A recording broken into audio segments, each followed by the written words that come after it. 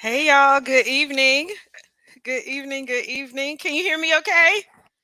I can hear you. Awesome. Hello to my Hey, co-host, everybody. Kimberly McGee, Kimberly Woods McGee, the Kimberly McGee. I am Kimberly Winborn. Hey everybody, it's Saturday. Hey, Saturday, the Knights of the Kimberleys. Yes, absolutely. We're in demand. Okay, so Yes, we are excited for another episode as we are almost wrapping up the a year. year. Yeah. We are excited to be here. We're going to have a dynamic show. We have a guest Yes. Yay. co-host once again. I am loving the Yeah. guest co-host, I love right? it. Wasn't it fun It's last been it's month been with great. Yeah. Lisa Lisa? Beckwith, Yeah. Coach Yeah. Lisa, Coach Lisa Coach Beckwith. Lisa. And so tonight I'll introduce our guest co host shortly. But I want you to take a minute to love, share, and tag. Let Hmm. someone know Hmm. Love and Flow is live. Let somebody Yes. know, invite a friend. We're going to be talking about domestic violence. We are going to be talking about breast cancer awareness. We're going to be talking about some fun things, but also some important awarenesses and the Yeah. like. And then, of course, we're going to have some hot topic conversations. You never know where our conversation 100% is going to go, right? So, welcome once again. Kimberly, did you have anything that you wanted to say to our viewers? Yeah. Grab some popcorn, your favorite snacks. Get your drinks, either hot toddy, water, coffee, tea, because we're about to spill it. Okay. Like Okay. that? Like that, I like huh? that. I love it. I've been And working so on it, I've been working on it. I would be remiss, well, we would be remiss to not mention rather that we are missing two co-hosts tonight. Yeah. So one is out of the country. Kenya is on assignment out of the country. Mhm. And we are so excited for her. She is in Africa, actually. Is Kenya in Kenya? Yeah, right, I was gonna say that, you took the words right out of my mouth. But yeah, she's in Africa. So we have a video from her all the way from Africa. She wanted to say hello and have her presence known here. And then Dion McGee, she is on assignment as mommy. Her daughter's Yeah. birthday is today.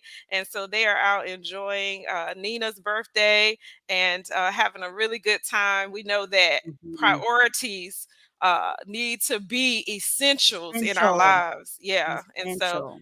we're excited to be Yeah, here, but we are also missing them. yeah. Good evening to everyone. Share where you're watching.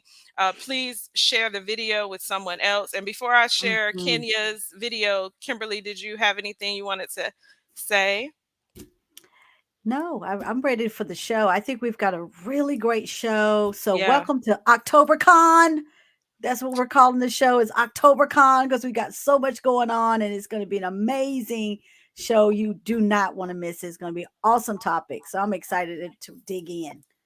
Kimberly, what is OctoberCon? So OctoberCon is giving you everything in the month of October. Mm-hmm. October seems to be that month where everything is going on. There's so many different awarenesses. There's so many different issues, causes, Yeah. topics, subjects, you name it. October seems to be the focal, and I think it's the gateway to the beginning of fall, right? And Mm-hmm. so to speak, but also that quarter, right? That quarter uh, s- uh, gateway to the end of the year. So I think Mm-hmm. October is just that month where people feel it's important to get it done, talk about the issues, deal with whatever needs to be dealing with. So I really think it is that little gateway of the what's ending and what's about to come. Yeah, so sort of like an urgency because it's also the fourth quarter, the first It is. month of the last quarter, and so I know Mhm. businesses and everybody's Yeah. scrambling to do different things. We Yeah. have Christmas approaching, Mhm. Thanksgiving, so yeah, it's that fall festival harvest. So I hear what you're saying. Yeah. Let's see if we can share this video, okay, with Kenya. Let's see. Yeah. All right, hopefully you all see that, okay. All right. And let's see if you can hear it okay.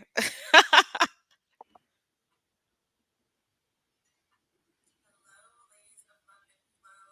This is Kenya. I'm so sorry that I can't be there today, but as you can see, focus. I think I'm really enjoying where I'm at right now. I am in the Gambia in West Africa.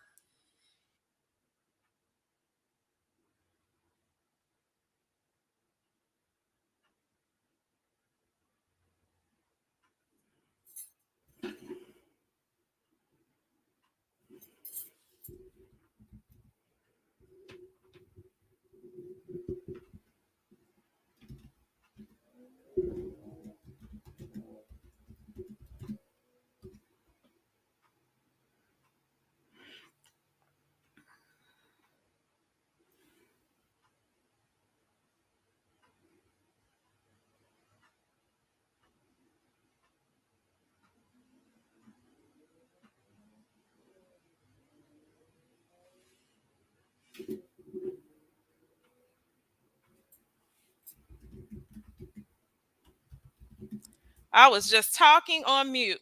So I was saying we'll try that in a few minutes. I don't think that we could hear the audio Mhm. portion Yeah. of the video. And so I'm going to try that again in just a few minutes. But we want to get started with the show. But Kenya is in Gambia and she sends her well wishes and her love. So just in case we can't get that video back on, we'll make sure to share it later. But I'm going to try in a few minutes. Okay. So as we get rolling, we were just talking about OctoberCon. We were talking about our amazing guests that we have this evening. And I want to go ahead and bring our guest on. We have this evening Minister Letitia Nicole Beatty. Good evening, Minister Yay. Good Letitia. evening. Good evening. Thank you for having me. You are absolutely welcome. It's such an honor to have you. I love this woman. We met maybe 2016, something like that, and just had an instant connection by way of giving, like wanting to serve and be in community together. And so, Letitia, can you tell us just a little bit about what all of that entails? What Minister Letitia Nicole, who you are, and all of the things that you do by way of serving, giving. Um, I know you probably don't want to blow your own self up. So if you leave anything else, I got your back. Oh my God. Okay, Love it. so what I will say is that I'm a servant of the Most High God, and I just love Him. And He places me in places where I can speak life into dead situations. I am a Amen. minister of the gospel, but I'm also a CEO and founder of a nonprofit organization where we've been feeding the elderly population for now 10 years. I'm really excited about that because when you give back, when you take care of God's people, He'll take care of you, right? And so I'm also Amen. an author of 8 books. I'm also a coach. And I also am an owner of an assisted living facility. Um, I'm a mom, I'm a wife, but I'm always a work in progress. So that's where I'm going to leave it there. Oh, we have I so much love in common. We have so much in common. We're gonna have to talk after the show. it. What are some of the things that stood out, Kimberly, that you say you guys have in common? Well, one, I have a love for our, I call them active seniors, or Mm. one is because I'm barking in that direction.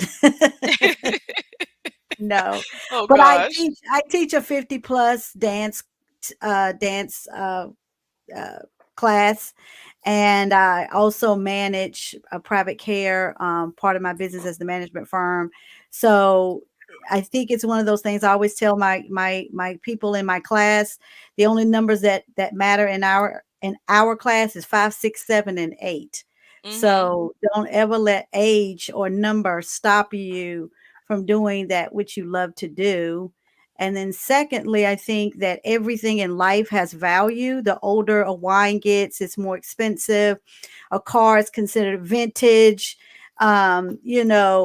We look Mhm. at antiques, the older it has the value, but when it Yes. comes to our seniors, the value decreases, and we don't Mm. see the value that they have in terms of wisdom and all that they have to offer us, and it breaks my heart. So we have to change the conversation about our elderly, because they were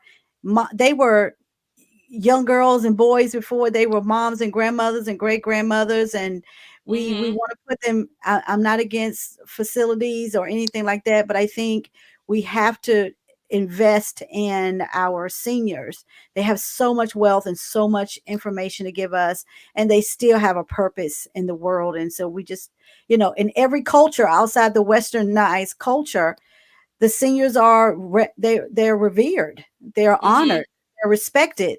But in the West, in the West, which is us, they're tucked away, and not to be seen, not to be heard again. And so it breaks my heart.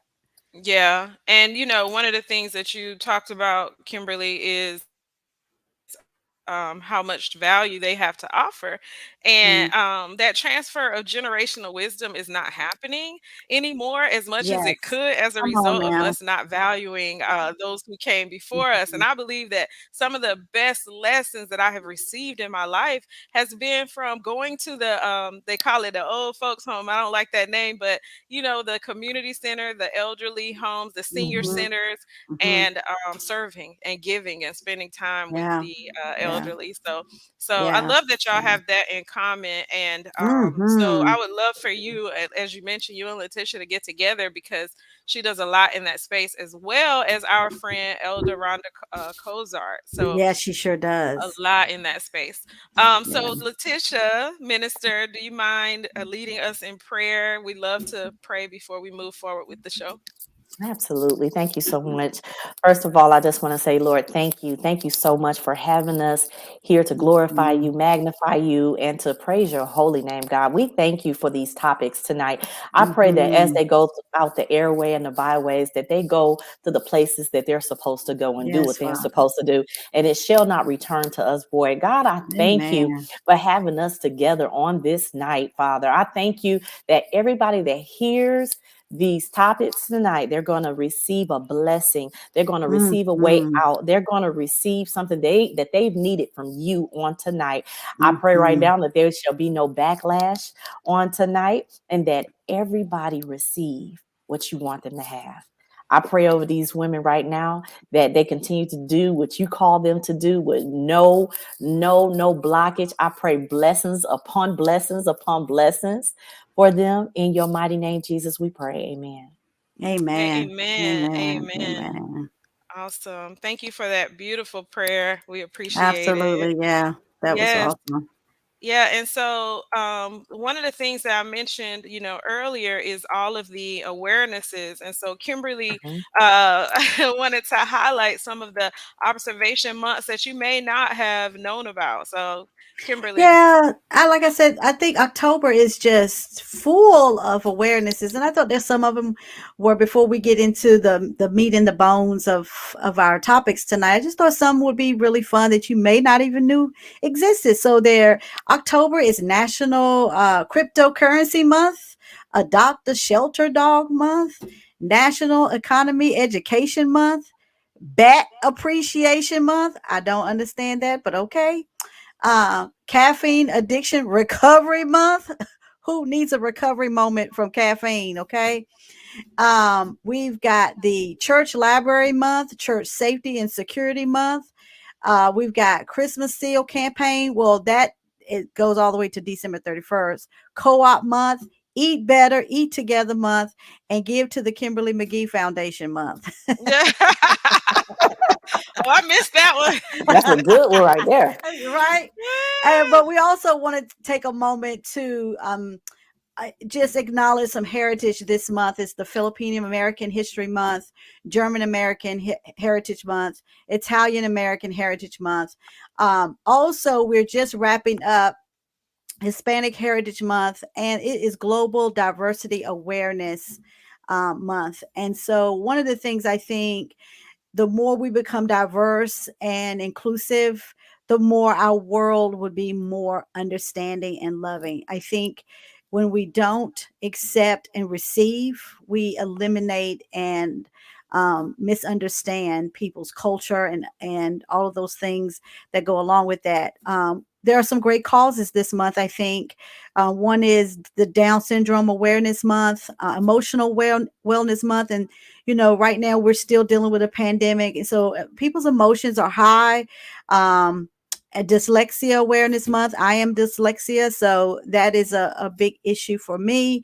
And I'm always providing resources and information about that. And so we just wanted to just really highlight some of those things that most people are used to. Some of the topics we're going to talk about today. And one is Breast Cancer Awareness Month, Domestic Violence, Anti-Bullying Awareness Month, Financial Planning, and Long-Term Planning Month. And so these are the things that we're going to be talking about for the show. But I thought it would be just fun to throw in OctoberCon Yes. some of those awarenesses and observations that people may not even knew existed. I like the bat awareness. I don't know what that means. Uh, Bat Stay appreciation. away. Right, stay. Yeah, I don't know. Bat appreciation month. Go right ahead. Help yourself. Did Okay. you say something about an eat together month? I mean, Eat I like together. food. Yeah. So it's Mm, yes. So it's eat better, eat together month. I love that one. I Yeah. like that Yeah. too. And that Yeah. cryptocurrency month. So I know a lot of people in the financial world tell people to sort of stay away from certain things that Right. they may not have information on. So what I Mm-hmm. would say in this month is to read up on Mm-hmm. cryptocurrency and educate yourself to begin to learn if that could work for you. Maybe even sit down with a financial advisor to figure Right. out if that is Mm-hmm. something that you want to do to expand your portfolio. So that's what I would say. It's out Yeah. there. There's awareness, and so we want to be educated in that space. I know that I just recently got into Bitcoin and the like, but I had to do my research before just diving right into that. So I would Yeah. challenge everyone this month for that particular one to do some research and then getting together. Man, I'm trying to figure out, can we get together? Can we all eat together sometime Eat before the better. The key was yeah, eat better. Eat eat better. better Eat Eat together. together. better. That sounds Eat Eat together better. fun. and eat better. Yeah. And Right. we can Yeah. exchange recipes, eat I better, Yes. and I eat love together. that. Yeah. And one My is the church is co doing that well, one tomorrow. also is co-op month. And I think people Hmm. don't understand, Kimberly, I know you do because you believe in collaboration, but Hmm. co-ops are just a great way to share resources and business to go in. I know a lot of people are very hesitant of that, but understanding co-op is really important Yeah. when it comes to building wealth and building a brand. Yeah, Absolutely. yeah. Cooperation is so very important, It and is. one of the reasons why I love collaboration is because it takes away all of the hard work, and we can learn from each other, especially those Hmm. with a pure heart. And that's one of the challenges, though, with collaboration and or cooperation. Really getting to the hearts of those who you're involving yourself with. Like you have to. Absolutely. Oh, it's so important to have discernment. But anyway, Hmm. once we do though, once you pound it out and you realize like everybody has a role and you allow people to walk in their role, and also submit yourself to allowing help, then it can Hmm. really Yes. change your business. It can grow something that you have that you had no support, that it was yours all along, and it could impact the community, impact more lives, and Hmm. also impact your finances greatly. Hmm. So I Yeah. love it. Cooperation and collaboration. Yeah. Absolutely. Absolutely. Yeah. Any of those stand out to you other than the eat? Letitia, eat together. Lord have mercy. I'm Any of still those on eating awareness? together. But of course, I love cryptocurrency. Hmm. I love that. Anything that can give us education that Hmm. really Black people, come on, you guys, don't Come Hmm. on talk now. about. Come on now. And a lot of things, it's like we run away from the word financial, Yeah. finances, Hmm. crypto, anything that has to do with growing money other than a 9 to 5 or starting a Yes. business, right? And so I really I think I would enjoy to hear more information. Even though I dib and dab in it as well, Hmm. in the different coins, but like I say, Black people just don't believe, or they run from it, or it's Hmm. like Hmm. they fear what the unknown instead of getting educated.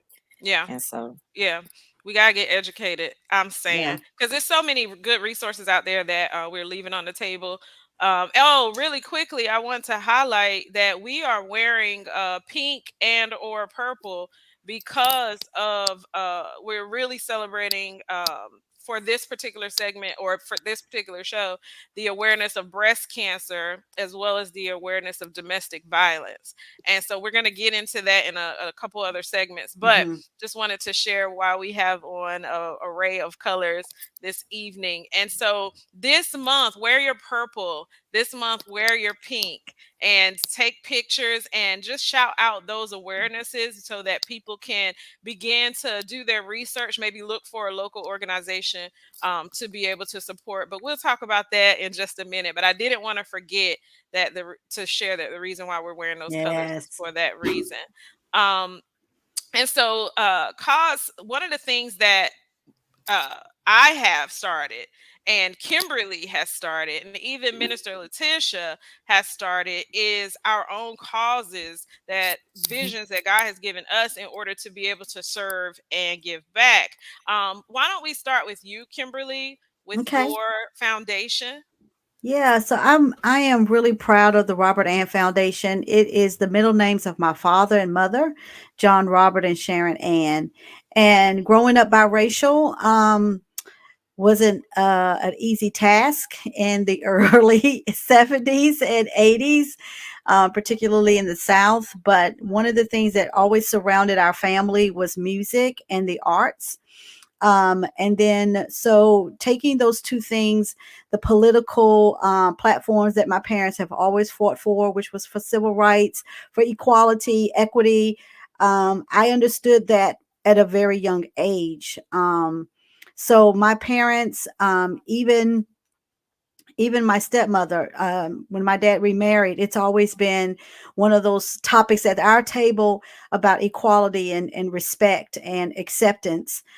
So one of the things about the Robert Ann Foundation is that we are focusing on raising funds to really combat bigotry, misinformation, really to bring together and undergird programs and organizations that are maybe on a smaller scale that can't get the grant money. So our focus really is really undergirding and really supporting those things and using the arts as a way to raise those funds through, if it's even if it's through Dance Tastic, which is an organization that I have, which surrounds the arts and use those messages to talk about race, talk about equality, talk about acceptance, and then also collaborating with Beauty 180 and some other organizations next year, doing some walks to really support some of our men and what they're doing. Particularly our men who are transitioning as single parents, because my dad had been a single father for a time in his life. So those are just some of the things that are dear and near to my heart and the Robert Ann Foundation. Our goal, our long-term goal really is to be a foundation where we use the money to, like I said, to support those smaller those non-for-profit organizations, and also help people get started with a non-for-profit organization and understand how that operates. So that's in a nutshell, that's really what we want to aim for. That's so awesome. And I love the work that you're doing and how it's being in cooperation as well with other nonprofit organizations Hmm. as well as foundations along with the community that you serve. Yes. And so that's so powerful because a Yeah, lot of times the resources are not available. And so for you exactly. to come in and be able to help raise funding and all of that for others is Hmm. awesome. Yeah. Letitia, I want to go to you next. If you could share about all of the things that you're doing and the names so we can follow. Absolutely. So we started out as professional divas, but I deviated and changed the name to Purpose Professionals. And it was to create a network of women and men to concentrate on undeserved issues within the community by bringing awareness. Hmm. And that's how we started out in 2011. Um, it was basically encouraging women and men to be who their true selves, right? That's what it started out being, and telling them that they were distinctive, dynamic, and purposed. And so doing that, I had all these people around me, and then one day I didn't have any groceries. One day I was living in an apartment that was so small that if I did the Wonder Woman, me and my kids would have been hitting each other, right? Going from a huge house to a small house. And God gave me the vision to feed 1,000 families. Mm. So I put that out there and I'm like, okay, I don't even have food myself, but okay, God. And 2,500 families got fed that year. Amen. Wow. The, Wow. the mayor of New York got involved. It was some people from Michigan got involved, and it just Atlanta got involved. It was just growing and Amen. growing. So every year it just grows and grows. 6,000 families got fed last year. It's just growing and growing. So right now, as you know, my heart is for the elderly population and homeless. And so every year it just grows. Where I adopted J.J. Henderson Tower here in Durham, North Carolina, where it's a tower where the elderly population lives there, but they are being displaced. They being put out. So I collect a lot of toiletries and feed them every year. And now the Lord has given me my own population of elderly where I take care. I have a 120 bed facility, and right now I have 60 elderly of my own that I take care of. Right, Praise the Lord. and we're talking about the ones that people push to the side. With mental illnesses, with of Medicaid, that don't have much, right? And so this is the ministry that God has given me, and being a solution to the economy, right? Because Mhm. now I'm able to employ people. I'm able to teach people how to, you Yes. know, g- give meds and do a lot of different things. So I'm just saying this organization is just growing and growing and growing, and it's God. And so now we're employing people, we're taking care of more people. And this year already, Atlanta has gotten involved again. So they're going to pick out a population to bless Yay. as we do the Thanksgiving blessing, and when we bless our seniors for this holiday season in December. So I'm excited about that. So that's a lot of things that I'm doing. That's so awesome. That's amazing. And the thing is, like I do this too. Like, when you have so much serving that you're doing, it seems like you're talking, talking, talking, talking. But that's the thing. Like, you have such a passion, and same thing, Kimberly. Such a passion for what you're doing. Mhm. It's like you can't say enough, and it has so Right. many components to it. And those who are out here serving or whatever you're doing, whether it's at your church, your community, your house, you realize all the little bits and pieces. So, keep going, keep talking. We're over here just like, yeah, what you doing? Oh, okay. How can we support? Right. So, That's for right. anybody that's interested in understanding and knowing how you can support Minister Letitia's goal, Kimberly McGee's goal, and all the things that they're doing, please be sure to reach out to both of them so that you can find out the things they have coming up. And maybe, especially with Kimberly, if you are looking for somebody to help support what you have going on and you have a need, I'm sure they have some requirements and things like that you may have to talk through, but those Yes. resources are available to you. And Well, I so have a need. I'm gonna call you, Kimberly. I have a Yes, need. yes, absolutely. that's what it's all about, right? That's right. That's what Yeah. it's all about. And I want to share about Beauty 180. So Beauty 180 is actually an organization that I started. It started as an event. Back in 2016, we did the first event, which was the Ladies Empowerment Tea. And that was also to support nonprofits. This is my for-profit business pouring back into the community to support nonprofits. And so Beauty 180 started off as an event. And then, because of the fact that I was raising money Mhm. so largely and doing so much work in the community, I was going into the prison system and teaching finance, credit repair, all these different things, as well as supporting these organizations such as Stand Up Speak Out, whether I'm facilitating a workshop or supporting a cause or something they have going on. And so, as a result of that, I was led to start my own nonprofit. I sought counsel, and finally did it. So we became official in 2019. We became official. We Yay. had our first event. And so this is the logo that, of course, Elton Benjamin of Industry Image did.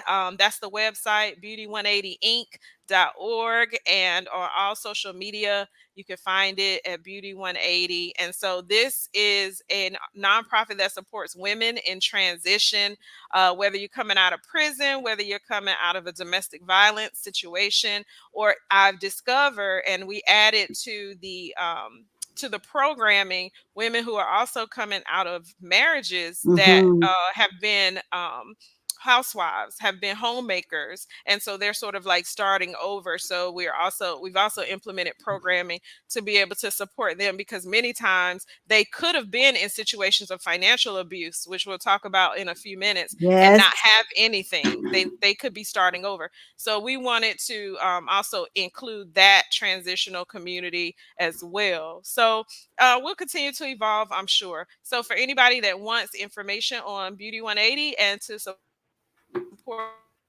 any of the things going on, those who have ever heard of the Praying CEO, that is the ministry arm of Beauty 180. And so we do more in the community. We're out here more, in a sense. That's what I meant. We do standing events. We pray every morning and all of that. So for those that have heard of that, that's a part of the nonprofit Beauty 180 Inc. So plug in, y'all. Plug into Yes. however you can support in any capacity, whether it's, like I said, the Robert Ann Foundation, whether it's the Thanksgiving Blessing, Speak Life Enterprises, which is even though that's the for profit, it's, or that's making money and all that stuff. I don't know. I actually don't know what is that, for profit or Oh, nonprofit? it's a 501c3. That's the It's not. nonprofit. Okay. Yeah, Yeah. yeah. My for profit is Speak Life LLC. Letitia Nicole Hmm. Speak Life. Yeah, but that Purpose Professionals PD Inc. Yeah. That's so those that give, Hmm. you can get a write off because it Yeah. definitely, yeah. Absolutely, and thank you for bringing that up. Really, your donations are really great for Mm-hmm. business owners, especially, and those who need a write-off at the end of the year. So these are all organizations that we lead, and we're excited to lead. And I want to share as a part of Beauty 180 in 2017, as we go into talking a little bit more about those who have been able to serve, those we have been able to serve. There was a young lady who we did in 2017 for our event. We focused on breast cancer Yes. awareness, and we also focused on domestic violence awareness at that event. And one of the young ladies, she was the owner of a business called Cupcakeaholics, and her name is Keisha Fields. And so I want to share her picture. Let me pull up her picture. I want to share her picture. But she had been fighting, fighting, fighting the good fight. They gave her, when she got diagnosed with breast cancer, they gave her a very short time to live, and she Mm, she went into submission. I mean, remission. I'm sorry. Mission. She went into remission, and she survived, and then it came back, and so she just recently passed away. um mm. I don't know, let me see, let me add her picture. I want you guys to see this beautiful, beautiful person, Beautiful. Keisha Fields. For those of you who ever went to Cupcakeaholics, that's where most people in the Raleigh area know her from. But she transitioned on October 2nd. And Mm. so we want to send a shout out to her family, a love, our prayers, and take this moment to sort of give a moment of silence to her and in her honor. So just a few seconds of silence.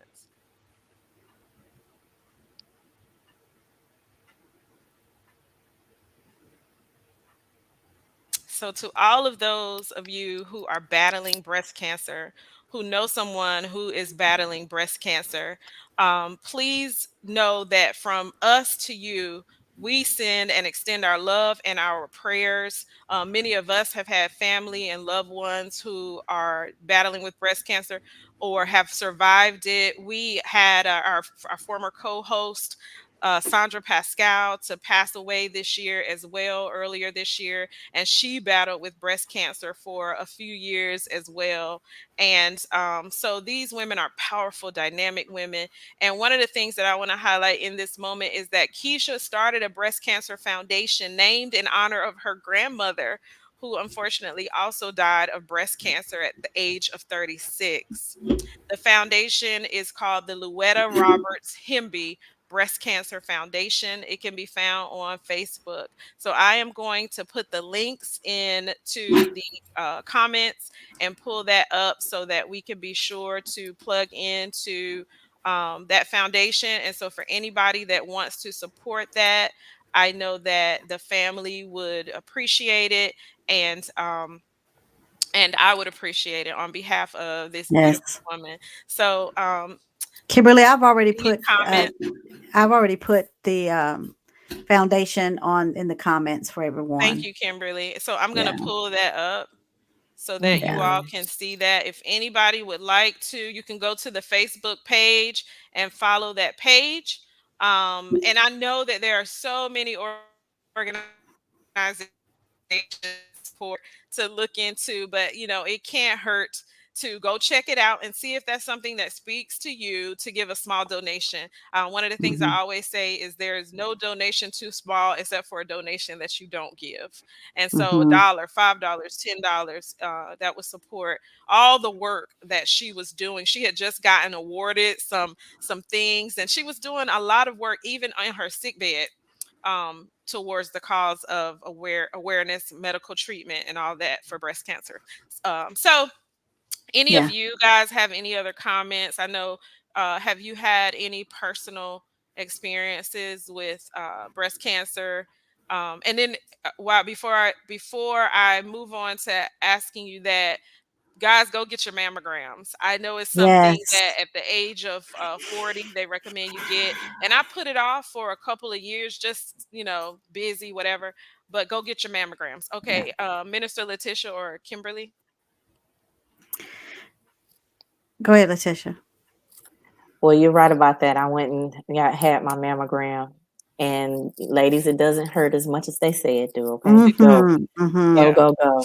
yeah. Okay, Yeah. but Yeah. I will tell you, it was I lost some people near and dear to me from breast cancer as well, and even right now, I call her Queen Bee. Her name is Brenda. That's what we Mhm. call her, Queen Bee, out of Bull City Sliders. She's now going through radiation now. Mm, And I love her. I used to do a party with a purpose in pink and would give back. She's a part of the Sisters Network.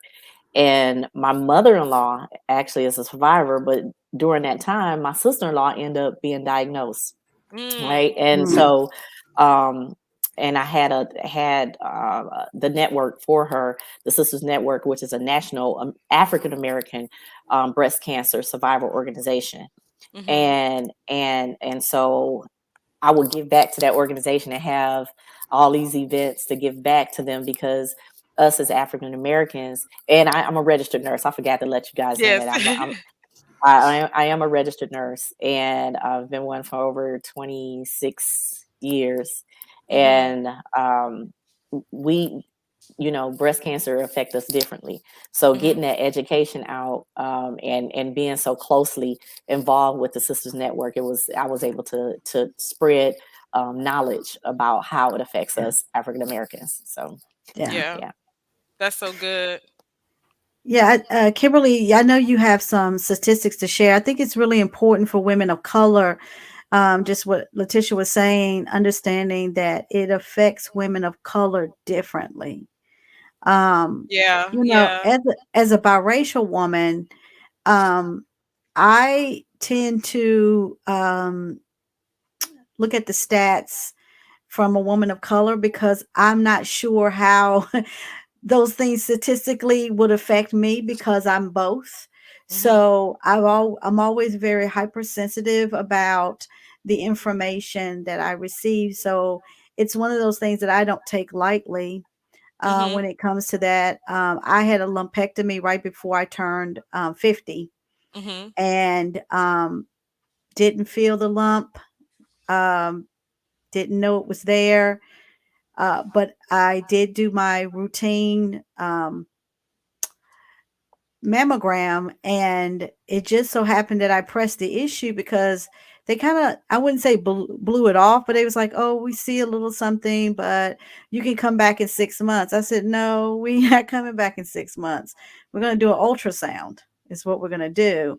Well, Mhm. your insurance won't pay for that right now. I said, Mhm. I don't care what it doesn't pay for. I'll pay for it. Like, I Mhm. think you have to be your own advocate when it comes to healthcare, but Absolutely. particularly cancer, your breast. And I always say, tap it out. Like, do Mhm. your tap that out. Mhm. I did have a friend, and she was 25 years old at the time, Mhm. in college, that she was diagnosed with breast cancer. And I remember she saying, I got a little lump, only your Mhm. girlfriends can touch you around here. So I was like, let me see. And I was like, yeah, that does feel different. And I Yeah. was pregnant with Jasmine at the time. And I just told her, I was like, you need to go get that checked. Like, that's not right. Something that's Mhm. really weird. And they kept saying it was a gland, like a Mhm. sweat gland, and ended Yeah. up being cancer. So I Wow. really want to encourage our young girls. I know what the statistics say in terms of the medical time frame of when you should Mhm. get it, but know your body because it's yours. And I Yeah. really want to encourage everybody to do that. And then also our men, breast cancer does happen to men, and their signs are way much different than our signs are. The nipple can turn inward, there could be pus coming out of it, um, major discoloration. So men need to get their breast examined as well. So it's particularly if it runs in their family. So I think we just definitely need to be an advocate and educate ourselves as you all have both said. It is essential, and this is a great time to share because this is a topic that a lot of people, even though we've had so many hurdles with breast cancer. Our former guest who came on last month, Lisa Beckwith, one of my dearest friends since we were 16 years old, is a survivor. My stepmom my mom number three is a survivor of breast cancer. My grandmother, my great grandmother were as well when they were living. So it's one of those things that we can definitely combat. But we do need to educate ourselves, and we do need to be prepared and understand that what resources are out there. Yeah, absolutely. And so, I want to hats off and curtsy to those of you who have survived and continue to fight and battle. And so, those who she just mentioned, who Letitia just mentioned, who we mentioned earlier, and some who I'm sure have missed that are in our community. Hmm. Once again, we send love. And so, what Kimberly was saying about Black women is that Black women are twice as likely to be diagnosed with triple negative breast cancer than white women. And they're also 30% more likely to die from these tumors because of the lower rates of surgery and chemotherapy. There are higher incidence of inflammatory breast cancer, which an aggressive but uncommon type of breast cancer. So that triple negative breast cancer is more common in African Americans. And so Hmm. one of the things that I think statistically, years ago, I heard that a lot of times those who have spouses or in relationships find the lumps. And so the breast self exams are extremely important. Hmm. And so, however you got to get it done, that's just if you're married, Yeah. That's Yeah. true. it's an Yeah. exercise with you and your boo, your Yeah. husband monthly, just That's do those true. breast self exams. Hmm. But they say that the men oftentimes find Hmm. the lumps on the That's women's who Yeah. breast. found Queen Bee's lump was her husband. Wow. Hmm. And I have to let us know, those of you that are 40 to 45, Hmm. what's happening is that now younger women are catching breast cancer. Yeah. Hmm. It's higher for Black women compared to white women. Hmm. That's what y'all Hmm. just Younger. said, Yeah. Hmm. and basically it's like 30% newly diagnosed Yeah. Hmm. breast cancer patient are younger than 50 Hmm. Yeah. eh, Yeah. right now. So But compared to only 20% mhm. of white. Yeah. Mm. But don't you think sometimes it comes from our culture understanding, as Black women, we're taught to be resilient, we're taught to be strong, we're taught to like come overcome different things and just push through, and you just got to get it done, and then sometimes we forget to take care of ourselves. That's true Yeah. too, but I also believe that we should, right. We also need to go through genetic tests as Mhm. well. Mm, that's It's great. Yeah. it's it's it's just it's just educating our people. Yeah. The Bible says that we are destroyed for the lack of knowledge, Knowledge. and Yeah. Mhm. so if we already Mhm. know that breast cancer is more aggressive in African Americans, then we should be talking about it more. Yeah. Right. Right. Absolutely. Come More. on, yes. And I know that Kenya, who is, as everyone knows, one of our co-hosts, Mhm. this is a topic or issue that when you talk about genetic testing, it made me think of her because it's something that she stays on top of and has since I think late 20s, early 30s. Mhm. And Mhm. so because if we do see that it's in our families, it's in our genetics, Mhm. that's one of the things that I know at 40 plus. Of course, they ask you when you go, do you have any history of it? But to Mhm. you all's point, women earlier are getting diagnosed with breast cancer, and so I think it's something that we really. I remember early on in my 20s being told to do those self exams, and I thank God for Mhm. the responsibility of my wellness care team that I was going to, the gynecologist and all of that, Mhm. for giving me that wisdom. And so, to all of you, once again, be aware whether you're a man or a woman or whatever you identify as, be aware that these are things that are important to stay on top of on top of. Right. And Well, mhm. go ahead. No, I was gonna say it goes back to what Letitia said. I think the question is, why don't we talk about it more? Why isn't it more in the mainstream when we're affected the most? When women of Black color are women. Oh, affected, okay. Black women are affected the most. Mm-hmm. Many times, Black women are not the face of breast cancer. Mm-hmm. When you see some of the advertisement, they're not the face of surviving breast cancer. So it's one of those things. I think it's a conversation that needs to be had, and it's definitely a culture that needs to change, and putting it more Absolutely. out there in our community, in the community, dealing with Black women. And again, it's not, I always feel like it is this historical concept of Black women are kind of pushed under the radar when it comes to health and healthcare.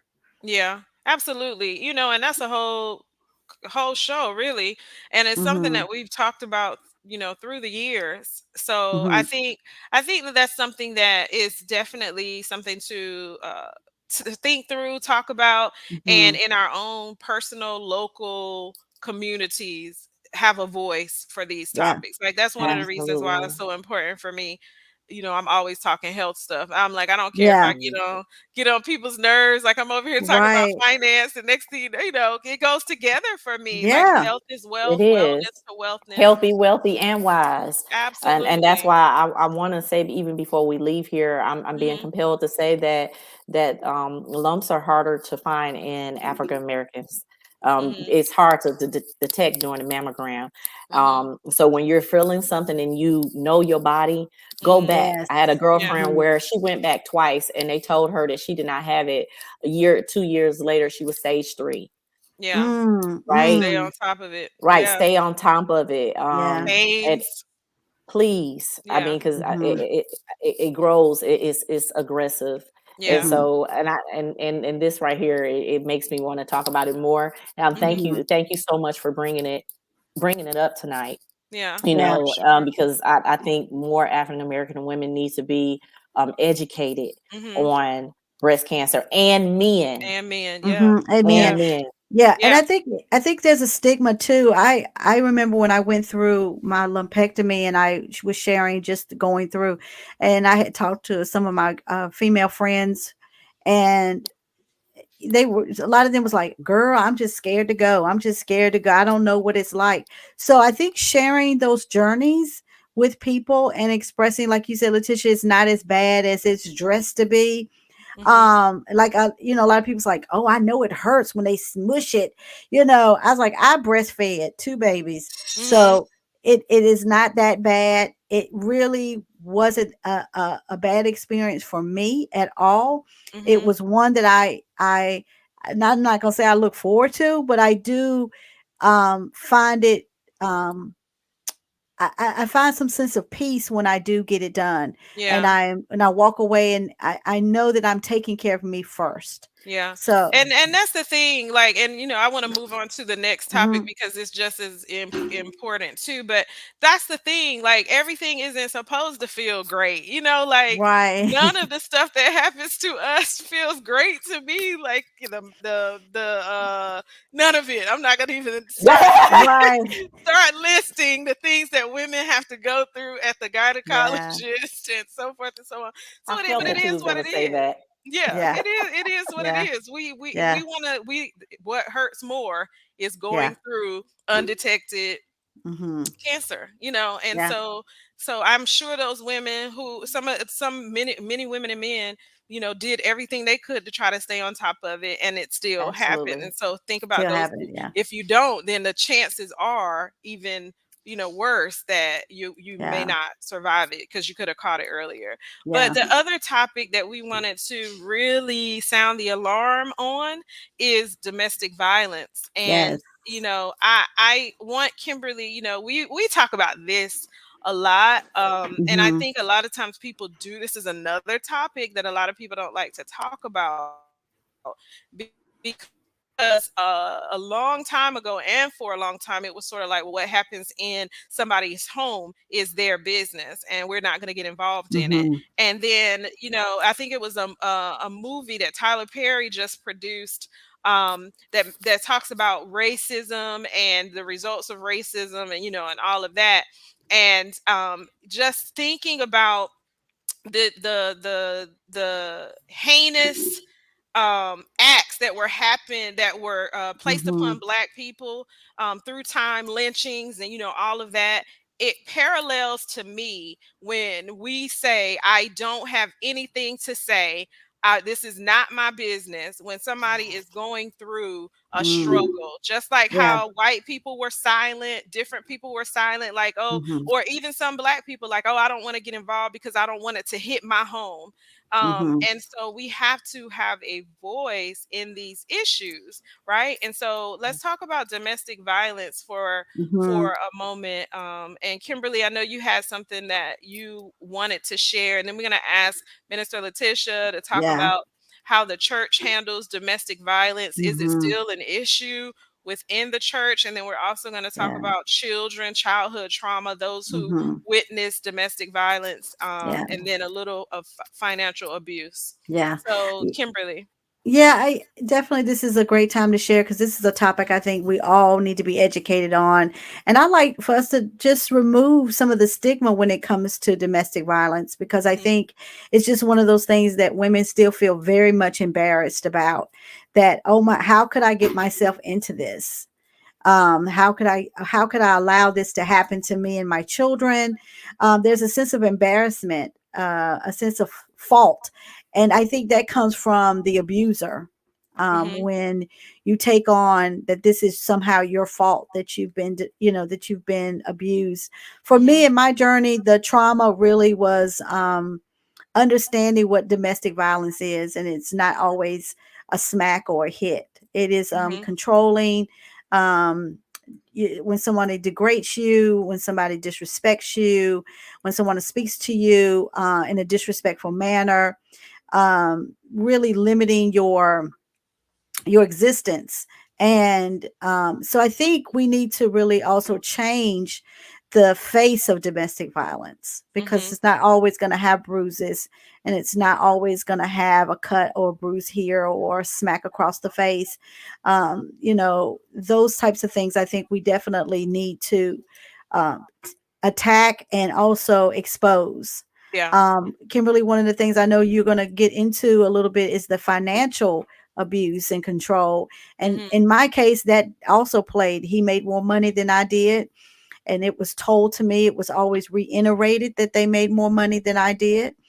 And it's scary when you hear someone constantly use finances or use economics to control you and what they want things to be done and how they want it to be done. And so I think again, it just goes back to resources, understanding, having those tough conversations, and sharing Yeah. that abuse is control. And it could be separating you from your family. It could be um, just comparing you to other women. Those, that is abuse. You know, attacking your personality or just your appearance on a day-to-day basis. So I think that is something we definitely need to reestablish what abuse is. Yeah, that's very good. Um, Letitia, Minister Letitia, did you want to share? I know you have a long history with really working with this subject. Absolutely. I'm one being a survivor, and as I spoke about, I am an author. Silence Faces of Domestic Violence. And when you were speaking, I'm gonna read two lines. Hmm. Domestic violence begins with a word and end with psychological, physical, and emotional wounds. Those suffering Mm. crave peace of mind and understanding, but often refrain from taking action to escape the situation before it's too late. And I know we're at trying to we're asking Mhm. why, Mhm. and Elaine, when she wrote it down there, women hide in shame, you Mhm. know, or men hide in Mhm. shame, Mhm. because they don't want. I mean, they don't want to people to know that they're being abused. Mhm. Okay, Hmm. even Yeah. in the church, they don't go and get help. That's like the taboo, the pastors or the that are killing themselves because they're going through depression. They don't talk about it. People don't talk about what they're going through, Yeah. right? Until it's too late. Until And it's too late. so Yeah. until it's too late. And so that's why this book was so important to me, because it helps you recognize the patterns and Mhm. strategies of abuse friends, abuse Mhm. partners, abuse, Mhm. you really, you need to identify those damaging effects of assault Mhm. and rape Mhm. and Mhm. stalking and other Mhm. abusive situations, because the girlfriends, they want to get out of it, Mhm. but Mhm. they don't want to die trying to get out of it. Come on now. Come on They don't now. want their children, being killed trying to get out of it. I just Yes. want to, right? Or they don't want their parents being hurt, because Mhm. so they feel like they're staying to protect their family Mhm. members, Yeah. right? And Yeah. so I'm just letting you know, because I too had to confront and overcome fear, right? Of saying, hey, enough is enough. Now, Mhm. even if you're fighting, that's still abuse. I don't know who I'm talking to, but even if he hit Yes. you, you hit, that's abuse. And if Mhm. you're having children in the house, that's abusive. Mhm. I Mhm. just want y'all to understand Yeah. that. And what we've done with this book is that we created a safe escape plan. We've created Mm. numbers and things that you can, like, literally, I'm going to say, in my own home, I can change the locks on my doors and windows as soon as possible. I can replace wooden doors and steel metal door. These are things that you can do. I would check with and put down who you can check with and people that you can call. I can leave an extra pair of clothing somewhere. This is to help you. Yeah. Yeah. It's really a guide to help you and empower you, because it's hard. It really is hard. It's not And easy. it's not easy.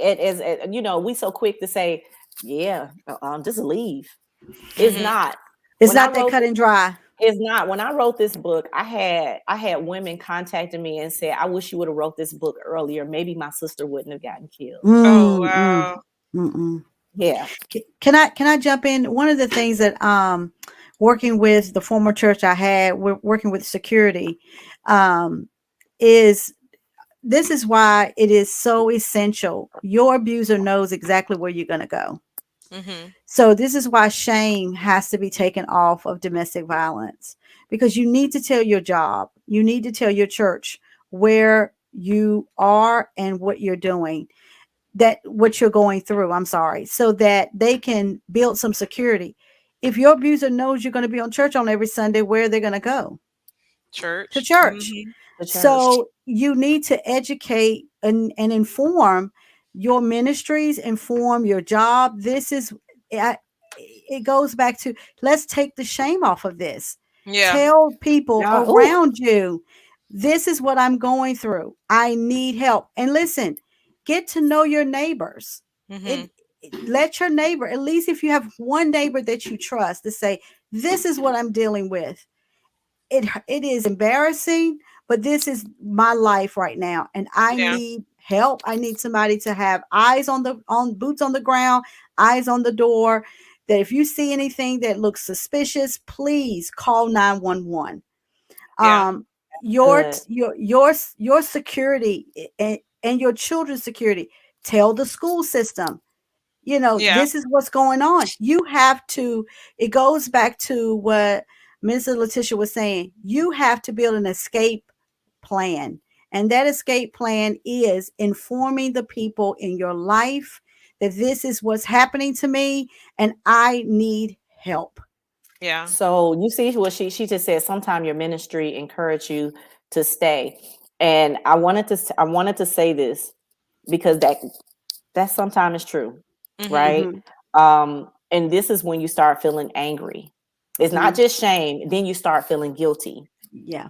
Okay. Mhm. And that's when it's this is when it's time to talk to somebody. Maybe it's not Mhm. going to be your pastor, maybe it's not going Mhm. to be those that's in the church, but you have to Mhm. seek some counsel, wise counsel, some Yeah. help. It might not be your girlfriend and them and mama and them, right? You want to Mhm. seek wise Mhm. counsel, somebody that can help you get out safely, Yeah. because it's not easy to leave. That I do understand, because like I Mhm. said, you're with your abuser, and Mm-hmm. you can get killed trying to Mm-hmm. Mhm. leave, right? Absolutely. So these are real scenarios, real advice from real women. It actually Mm-hmm. six other women sharing their stories in this Mhm. book, and abuse ain't always physical. Mm-hmm. Right. That's right. It's not Absolutely. always physical. Mhm. It's not always mental. It's not always right. I need us to Mhm. Mm-hmm. understand. Sometimes could abuse be financial? Mhm. Mm-hmm. Mm-hmm. Yeah. It absolutely can. And so one of the things that I do weekly is I work with a nonprofit that Hmm. focuses on supporting families who women who are coming out of domestic violence situations, and I facilitate a financial workshop. And that is one of the things that we talk a lot about: financial abuse and how that could also lead to emotional insecurities and instability Hmm. in the woman or the person who is being abuse to create bad habits. So we talk about how to get out of the situation, how to recognize what financial abuse looks like, but then also how to be proactive whenever you're rebuilding and all of that stuff in order to get flat-footed and have a great foundation.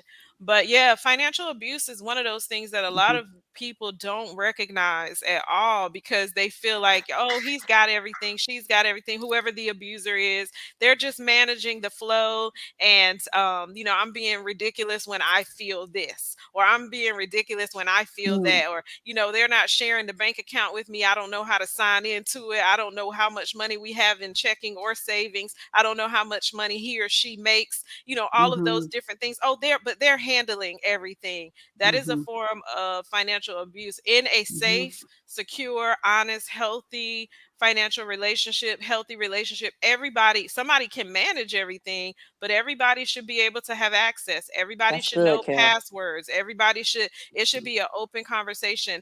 Your instincts tell us a lot. That's why they call the gut the second brain. That it tells us a lot. And so That's real Mm-hmm. whenever we good. start to feel like, oh, something is right, this doesn't feel right, something is not right, we have to listen to that. And so even in our ministry, like, we can love our pastor to death, our leaders in the community, whatever.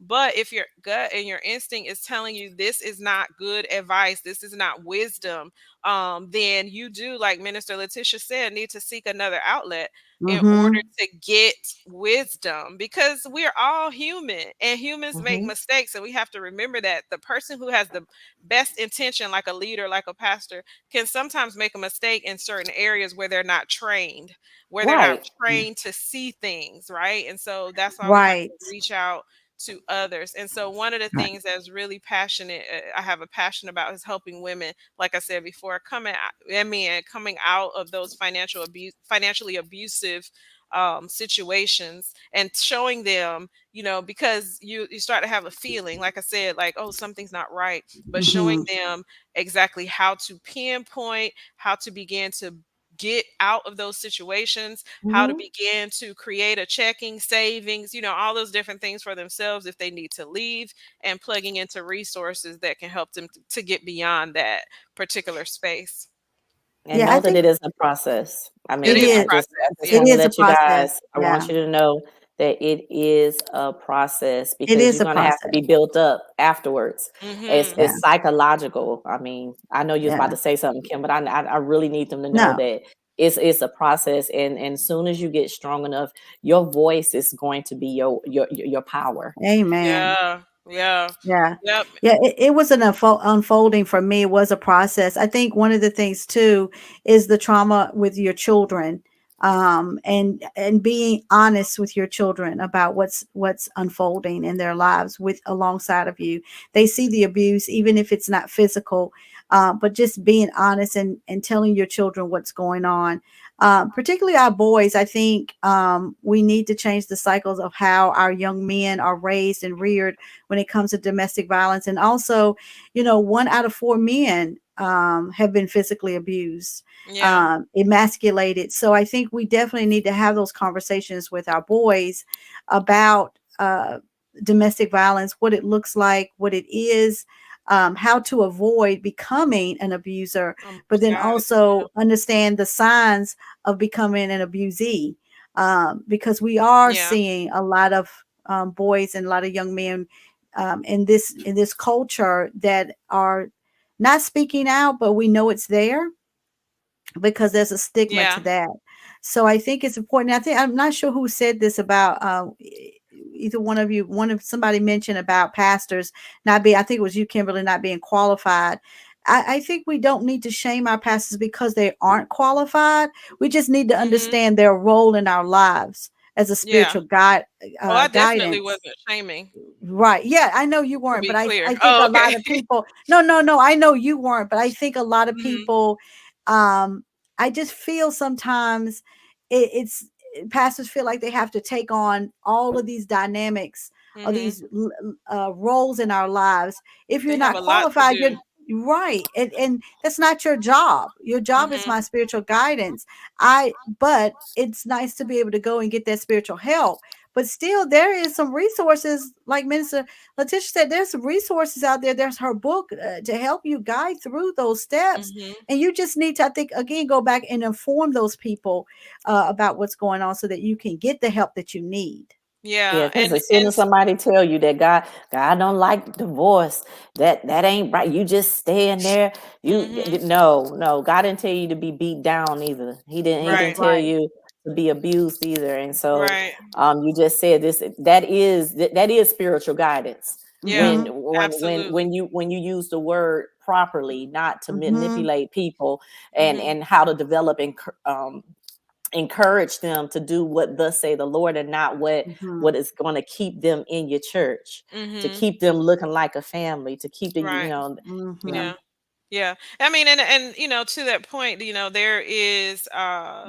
there are constructs within institutions such as religion that That's have right. sort of a view of certain things that, to your point, are not necessarily spiritually based, or even Bible based, Christian discipleship based, or whatever the belief is. And so in which we are mostly talking about Christianity and those foundational principles. And so we have to be careful too in listening to certain resources. I'm just going to say, Mm-hmm. As you listening said, to certain things. discernment. Yeah, Mm-hmm. back to Mm-hmm. that, going with the gut, having the discernment, and also doing research for yourself Yeah. as well, like we've Yeah. all been saying, because one of the things that it became such a big cause for me, because I've mentioned this before. I experienced it as a child, on the Mm-hmm. other side, like a child seeing my parent being abused emotionally and financially. It wasn't Mhm. physical. The physical was more like things being slammed and yelling and Mhm. all of Mhm. that. It wasn't like actually hitting, but the slamming of doors, the slamming, throwing stuff against walls, and we would be on Intimidation, intimidation, and intimidation. we would Mhm. hear that. I would hear that as a child on the other side, and I remember having a fear on the other side of the wall, like, is my mom going to be okay, is there, Wow. and Mm. being afraid. And so I repressed that for years. I didn't know why I had such a deep, sort of like that was my cause. Domestic violence Mhm. was like my cause, and I never understood why. And people always assume that you've been a victim of abuse, and I was like, Right.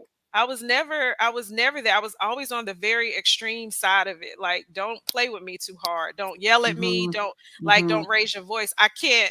And that was a trigger for me from childhood. So Mhm. I Mhm. had a young man when I was doing those events. He was like, for years, and he was like, "When are you gonna have a male panel?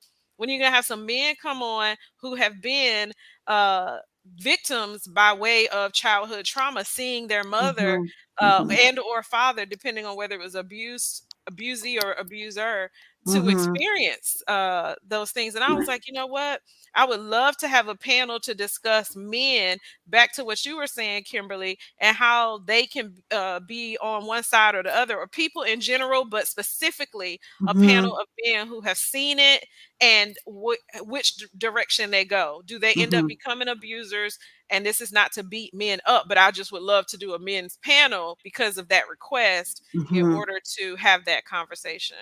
So we Mhm. have to be aware of childhood trauma and Trauma. how Mhm. you may need to get counsel of something Yeah. that you saw as a child, you need to get healed from. Yeah. Yeah, I so think that that's you that don't hurt legacy. somebody else or allow yourself to get Yeah. hurt. I think that's that legacy Oh, I think I froze. detox. I'm sorry. I think that's that Mhm. legacy detox. We talk about Mhm. legacy, we talk about, we look at legacy as something enriched, and it does, but there are some there's some things generational that we need a detox from. We need an enema. We need to get rid of in our lives. And domestic violence and mismanaging of money and all of those things need to be. We need a redo on those things. We Yeah, really need a redo. I Oh, want to you just share. made me say unlearn those toxic habits. That's Yes. right. Yes. That's another one of my books. I know it's not up, but healing from toxic habits. We have to Hmm. unlearn those generational things that we've learned. Yeah. Yeah. Um, I had in 2013. I had an event called Divas and Daughters, which had Mhm. mothers and daughters there. But the cameraman was, cameraman. He was a Mhm. man. Mhm. I Hmm. did have men there, and I had shared my story, Mhm. and children start taking their mothers to the bathrooms and telling them, had they been touched, and the cameraman started to cry, and he came up Mm. to me and he said that when he was younger, a child, he was abused, he was Mhm. sexually abused, and he started to tell me that. He said, "Thank you so much," because that was a Mm. release for him. Yeah. And I think, like you said, men are less likely to talk about being abused, Mhm. Yes. right? Yeah. and Yeah. and and it's good that we do pull out these panels, and I think the more and more we talk about it, it's less taboo, and to say, yes, these things happen, but it did not predict or Hmm. change who we would become. Hmm. I'm Yeah. not embarrassed. I didn't do anything wrong. You didn't do Hmm. anything wrong, Hmm. Mhm. right? Yeah. And so I believe that when we start talking about these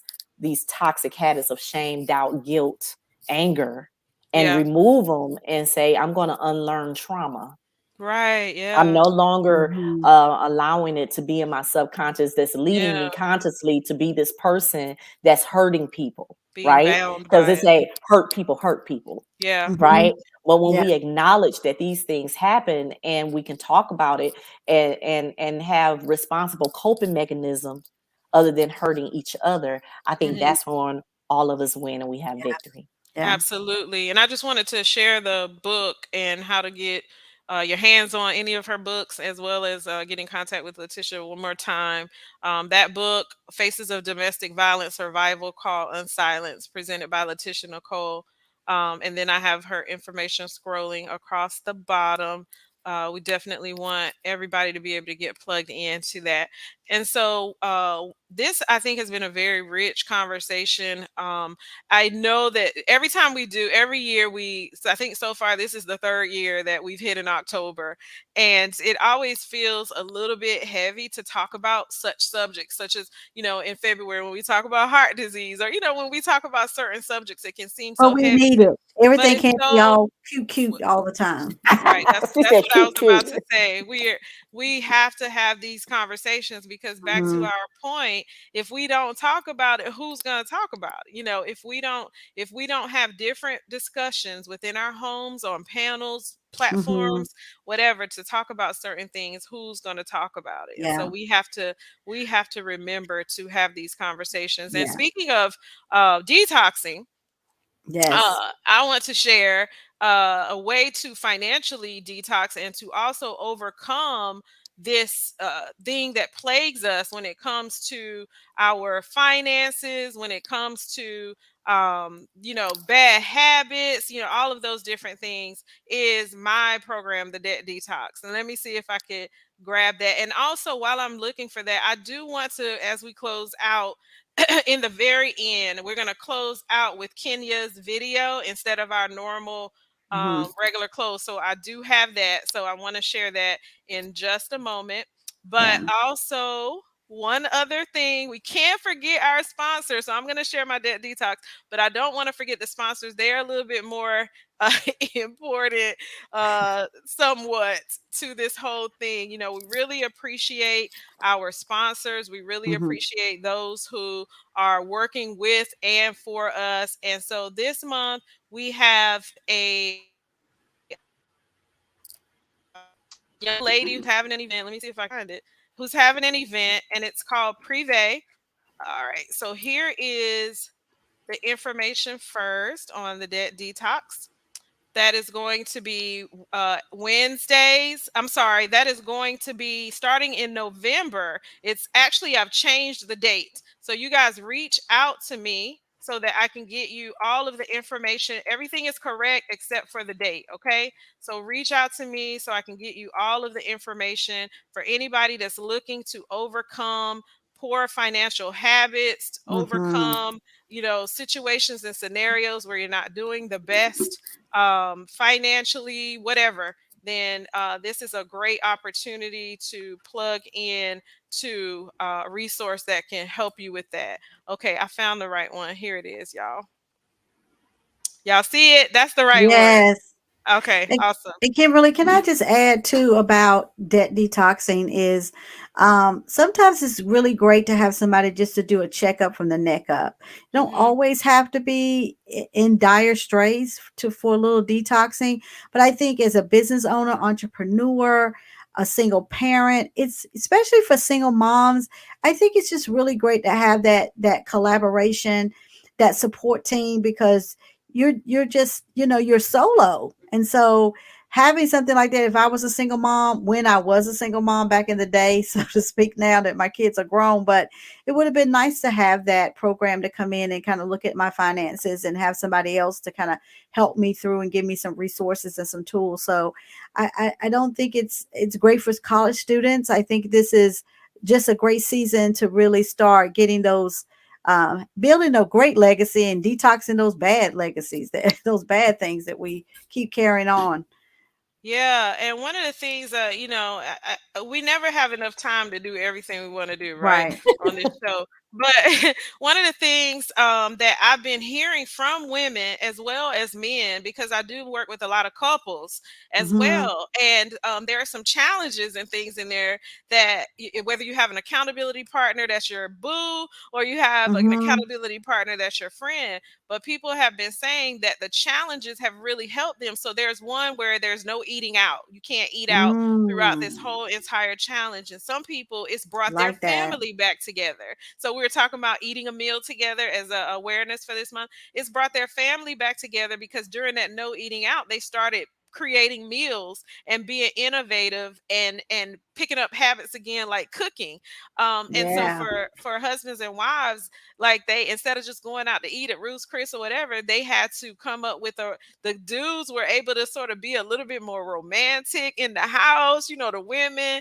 And so it's so fun to hear some of the stories. But even those people who are single and taking some time, it was like a me time for themselves, and understanding, where they came from, why they have the financial mindset that they have, Mhm. in order to overcome some of the bad toxic habits to get to a new place. So as we wrap up the fourth quarter, I wanted to introduce this to people who want to eliminate some toxic financial habits, want to end 2022 strong, especially as the holidays are coming up, and want to start off 2023 with a powerful tool, such as financial security, financial literacy as well. So that's the debt That's a detox. perfect timing right before Christmas. Don't be spending Yeah. your money. I know we need the economy needs your help, but Yeah. you don't need you don't need to be in debt helping the economy. I can tell you that much. Absolutely, absolutely. And so, just wanted to shout out the debt detox. For anybody's interested, you have the information. One of our other sponsors is Midnight Brunch Productions. They have an event actually tomorrow. And so here is the video for that event.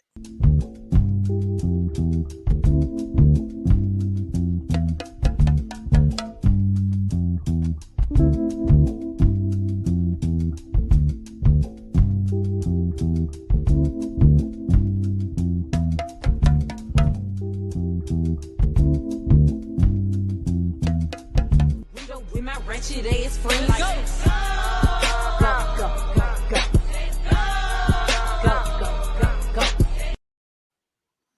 Awesome.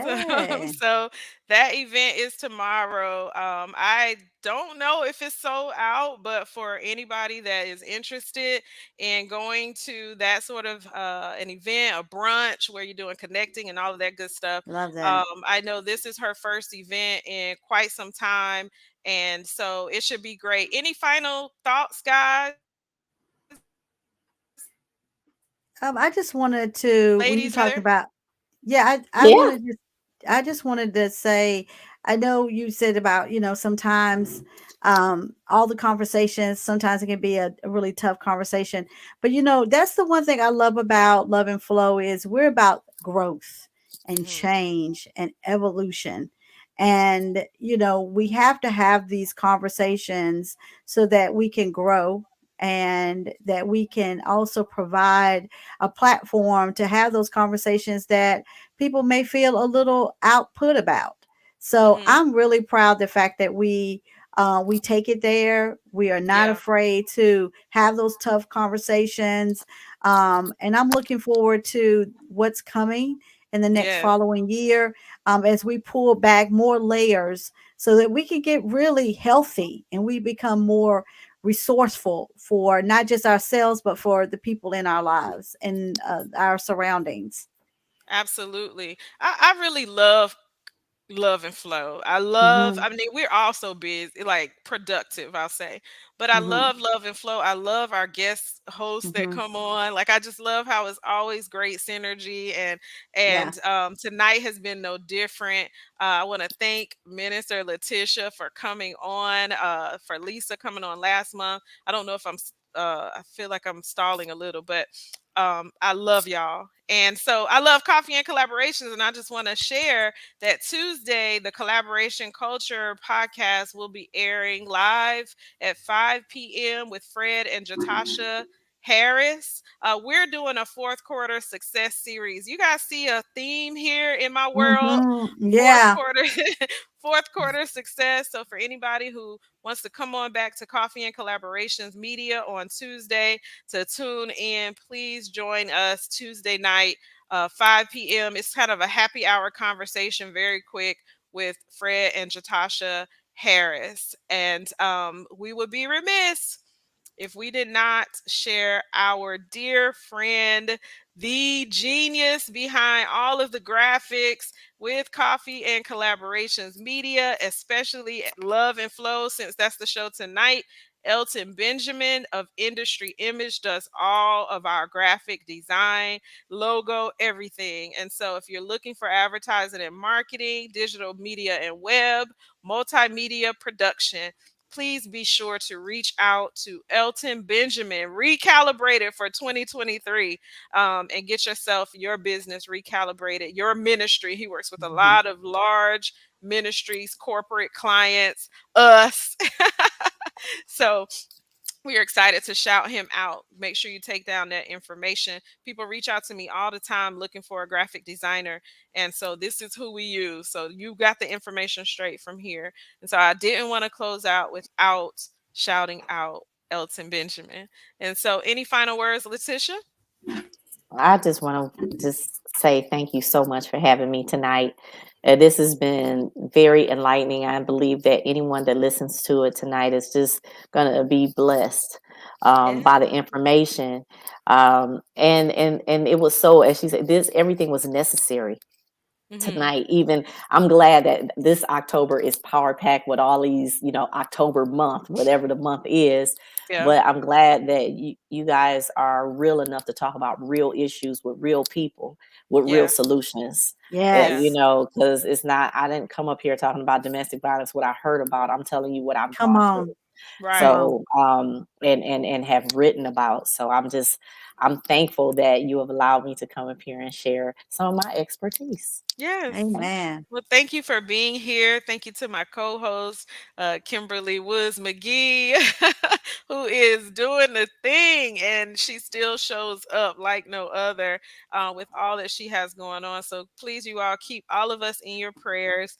Please join us back here for our next episode on November the 26th. Well, we will have a men's panel. We will actually have a men's panel, so maybe we could bring up some questions around domestic violence. But if you have some questions for these men around relationships, communication, whatever else you've been dying to talk to a man about, ask a man, have a panel. We try to have a diverse group of men. So we have diverse in religion, diverse in race, diverse in Yeah. age, generations. So it should be really good. We'll have that information getting out to you very soon. So Yeah. Thanksgiving, our And last show,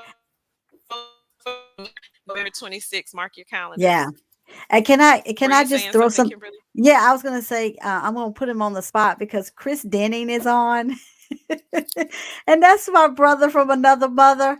So he could not, when we were talking about having the show for this month, he couldn't be on. But I'm Uh-huh. hoping his schedule is going to allow him to join us in November because Okay. he's also a mixed kid and Mhm. his experience as a man, he has very strong opinions. So I want to get him on Okay. the show with us. We'll see what happens there. Welcome All to the right, show, you Chris. hear Chris? Great to meet you. I'm looking forward to hopefully having you on that panel. So as Yay. we close out, you all, we are going to play Kenya's video from Africa, and then we will. This is Yay. our sign off. So for those who want to stay, listen to this message from our beautiful Kenya, all the way from Africa. We love you. Follow Love and Flow on Facebook, on Instagram. We were having a lot of conversations. We sort of fizzled down just a little bit, but we hope to resume those in 2023. So go ahead and join us and share your thoughts. You can lead in open conversations as well. Once again, thank you to Minister Letitia Nicole. We love you, girl. Hello, ladies of Love and Flow. This is Kenya. I'm so sorry that I can't be there today, but as you can see, focus. I think I'm really enjoying where I'm at right now. I am in the Gambia in West Africa, and it has been an amazing experience. While I miss home, I miss my babies, this has been a journey that is beyond memorable. I've encountered a lot here. I've gotten sick while I've been here, but I'm leaving some things behind that have been weighing me down and holding me back, and I'm ready for an onward movement of clarity and really having this pride that only coming here will allow me to obtain. Being Black in Africa is an honor and a privilege, and it reminds us of the queens and the kings that we really are. And we lose that, unfortunately, in the States. And I would encourage anyone who is wanting to make the journey. It's not easy, but it is so worth it. So I'm sorry I'm not there, but I wanted to send this video and share with you my journey and my love, and I'll see you next month. Bye.